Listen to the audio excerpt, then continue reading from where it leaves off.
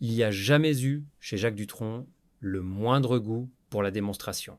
Aucun cliché sur Instagram, aucune vitrine de luxe, aucun besoin d'exhiber sa réussite.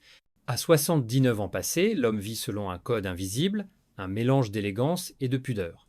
Dans sa villa corse, entre les oliviers et le vent du large, il mène une existence que d'autres qualifieraient d'ascétique, mais qui, pour lui, est synonyme de vraie richesse. Les rares visiteurs sont accueillis par un sourire en coin, cette moue ironique qui a traversé les décennies sans jamais perdre de son éclat. En 2025, alors que la plupart des célébrités se battent pour quelques secondes d'attention sur les réseaux sociaux, Dutronc reste un paradoxe, immensément connu, mais farouchement absent du monde numérique. Il préfère la lenteur d'un café fumant à Monticello à la course des algorithmes. Ce détachement n'est pas une posture, c'est une philosophie forgée dans les années où la musique se faisait encore avec des amplis chauds et des cendriers pleins. Sa fortune ne se lie pas dans la brillance des métaux, mais dans la patine des objets. Son garage ne contient ni Ferrari ni Porsche, mais une vieille Citroën DS poussiéreuse et une Jaguar verte dont la carrosserie raconte plus d'histoires qu'un livre de mémoire. Ses trésors sont faits de vinyles usés, de partitions annotées, de photos fanées et surtout de chats des dizaines, parfois des centaines, qu'il considère comme les véritables maîtres de la maison. Derrière cette nonchalance, il y a un homme qui a tout vu, le triomphe de la chanson française, les lumières aveuglantes du cinéma et la lente érosion de la gloire. Dutronc, pourtant, n'a jamais cherché à fuir cette réalité. Il l'a apprivoisée. Comme un roi sans couronne, il a bâti son royaume dans le silence, loin des feux de la rampe, et c'est précisément cette discrétion, cette manière de se retirer sans jamais disparaître qui le rend si fascinant, car derrière chaque ride de son visage se cache une époque, un éclat de guitare, un éclat de rire, partagé avec Françoise Hardy. Il n'a pas besoin de dire qu'il a réussi, il lui suffit d'exister dans la paix de son île pour que tout le monde le sache. Alors, comment vit-on comme un souverain tout en refusant les attributs du pouvoir? Comment un homme devenu mythe peut-il demeurer si humble? C'est le mystère Dutronc, un mélange d'ironie, de distance et d'amour pour la vie simple, un art perdu que lui seul semble encore maîtriser. La richesse de Jacques Dutronc n'a jamais eu besoin de coffre-fort pour s'exprimer. Elle se trouve dans les sillons des disques, dans les mélodies qui ne vieillissent pas. Plus de 60 ans de carrière ont fait de lui l'un des trésors vivants de la chanson française. Ses titres Les Cactus, Et moi, et moi, et moi, ou encore Il est 5 heures, Paris s'éveille ne sont pas de simples refrains nostalgiques, ils forment la colonne sonore d'une France en mutation, celle des années yéyé, de l'ironie et de la liberté. Aujourd'hui encore, ces chansons rapportent gros. Les droits d'auteur, les rééditions vinyles, les diffusions radio et les millions d'écoutes sur les plateformes numériques assurent à Dutronc un revenu annuel estimé à plusieurs centaines de milliers d'euros. Les spécialistes parlent d'un catalogue musical qui, à lui seul, pourrait valoir entre 3 et 4 millions d'euros. Mais cette fortune n'est pas un héritage mort. Elle continue de vivre, de respirer, de séduire chaque nouvelle génération. La longévité de ses œuvres doit beaucoup à leur ton unique. Dutronc a toujours écrit avec un clin d'œil, un humour subtil qui désarmait la société sans jamais la juger. C'est cette distance, mêlée à une observation aiguë du monde, qui rend sa musique intemporelle. En 2025, Paris s'éveille est toujours diffusé dans les cafés, remixé par des DJ, cité dans les films. Peu d'artistes peuvent se targuer d'une telle permanence. Mais Lord Dutronc ne se limite pas à ses chansons. Il est aussi acteur, et quel acteur, lauréat d'un César. Il a marqué le cinéma français par ses rôles denses et mélancoliques, de Van Gogh à Merci, pour le chocolat. Chacun de ces personnages semblait prolonger sa personnalité. Un mélange de nonchalance et de profondeur, d'humour et de douleur contenue. Ces films, diffusés encore aujourd'hui sur Arte France Télévisions, lui assurent des revenus réguliers en droits de diffusion. Le plus fascinant, c'est la façon dont sa carrière s'est tissée dans le temps sans jamais s'interrompre. Comme une rivière tranquille, elle a suivi son cours sans éclaboussure, loin des scandales et des excès de ses contemporains. Dutronc n'a jamais couru après la gloire. Il l'a laissée venir à lui, puis l'a apprivoisée, la transformant en héritage. Il y a chez lui une idée presque artisanale du succès. Chaque disque, chaque film, chaque mot écrit avait pour seul but de durer, non de briller. et ce pari-là, il l'a gagné. Car au moment où tant de célébrités s'effacent après leur apogée, Dutronc, lui, continue d'exister avec la même élégance tranquille. Une chanson, un rire, un cigare, et tout recommence. Si Jacques Dutronc est avant tout un musicien et un acteur, il a aussi été, à plusieurs reprises, un homme d'affaires à sa manière ironique, inattendu et toujours lucide. À la fin des années 2000, il surprend tout le monde en lançant une ligne de vêtements baptisée Dutronc Séduction. Ce n'était ni une marque de luxe ni un coup de mode opportuniste, mais plutôt une plaisanterie raffinée. Des vestes vintage, des t-shirts imprimés de phrases mordantes, des pantalons ajustés rappelant son style dandy désinvolte. Le tout en édition limitée, vendu surtout en ligne et au Japon, où il possède une base de fans fervents. Contre toute attente, la collection s'est écoulée rapidement, prouvant qu'il savait, avec une légèreté toute française, transformer son image en capital. Son esprit subversif s'est également exprimé à travers l'eau de Jacques, un parfum imaginé comme une provocation douce. Son flacon imitait un paquet de cigarettes des années 60 avec des notes de tabac blond, de cuir et de myrte corse. Le slogan, le parfum du fumeur libre, résumait parfaitement son essence, un hommage à la nostalgie, au charme et à la liberté. La première édition s'est arrachée, et aujourd'hui encore, quelques flacons scellés se vendent à prix d'or sur les sites de collectionneurs. Mais le plus inattendu fut sans doute Chez le Gros Jacques, une chaîne de bistrots corse lancée dans les années 2010. L'idée semblait sortie d'une chanson. Vin local, viande grillée, humour affiché sur les murs et slogan à double sens. Ce n'était ni un grand business, ni un projet d'expansion. Simplement un jeu, un plaisir, une manière, pour Dutronc, de célébrer la convivialité.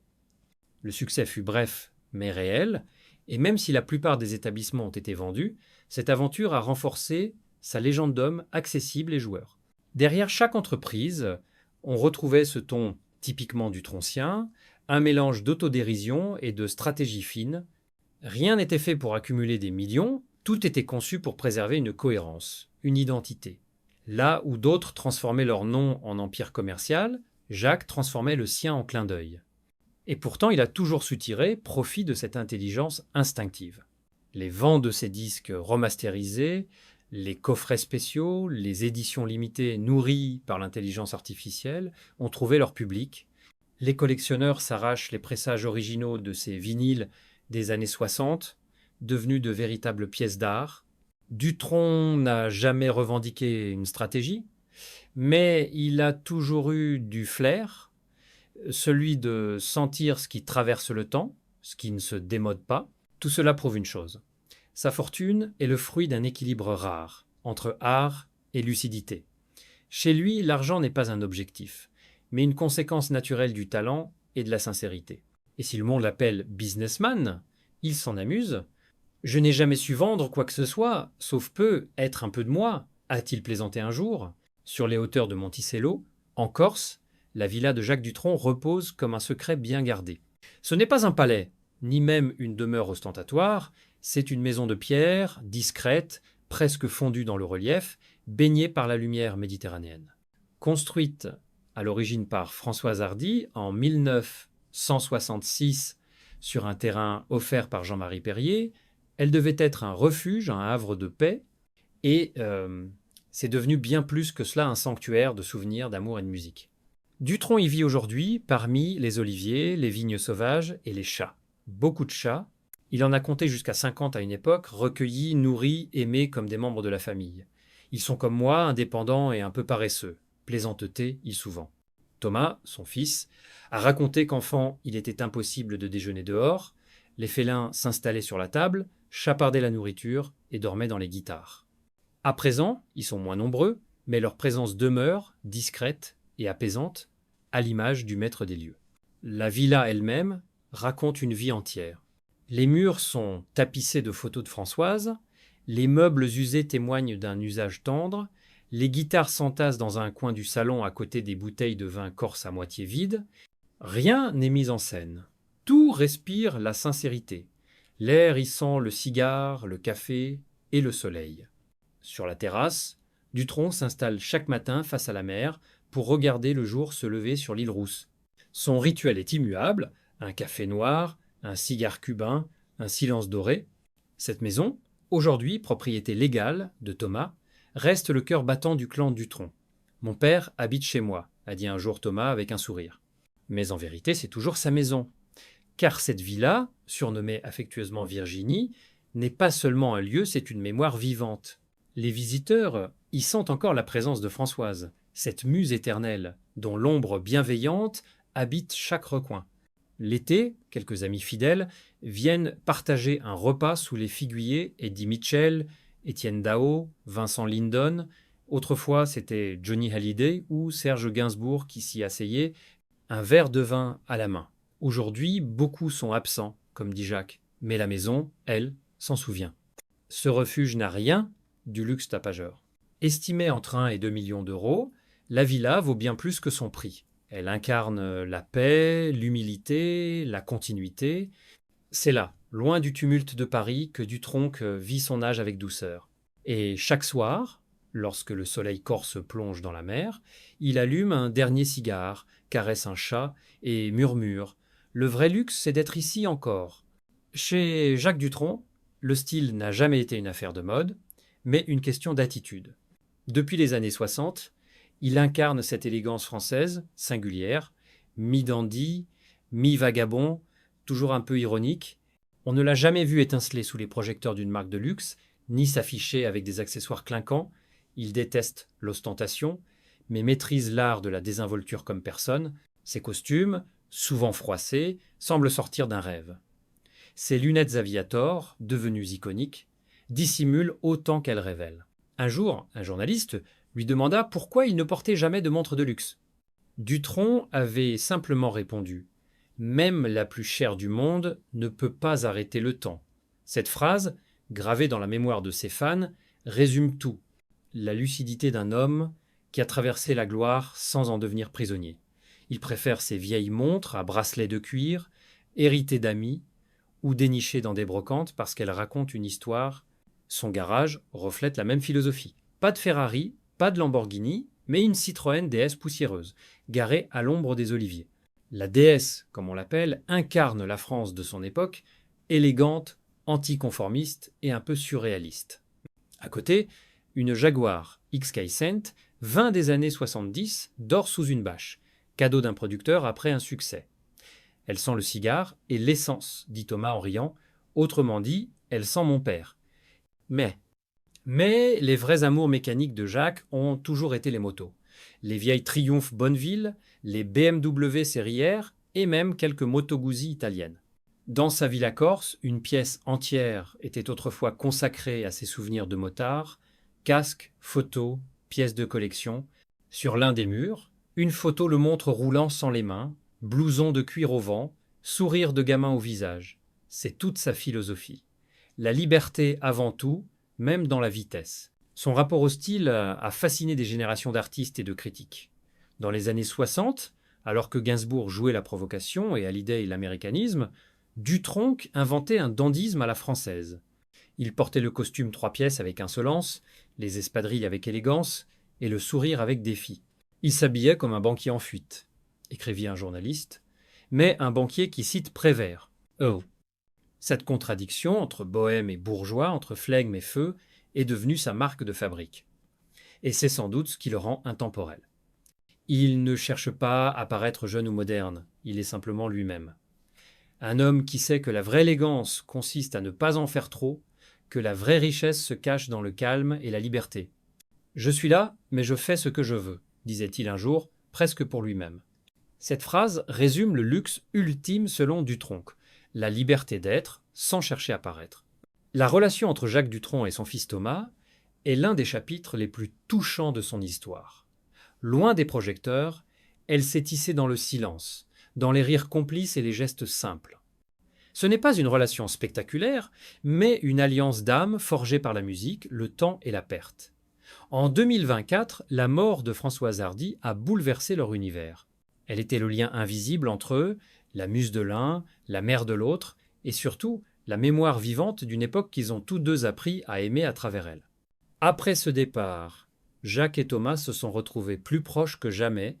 La villa corse, héritée officiellement par Thomas, est devenue leur refuge commun, un lieu où père et fils réapprennent à vivre ensemble. Mon père habite chez moi maintenant, a confié Thomas dans une interview, mais c'est bien plus que ça, il vit avec moi.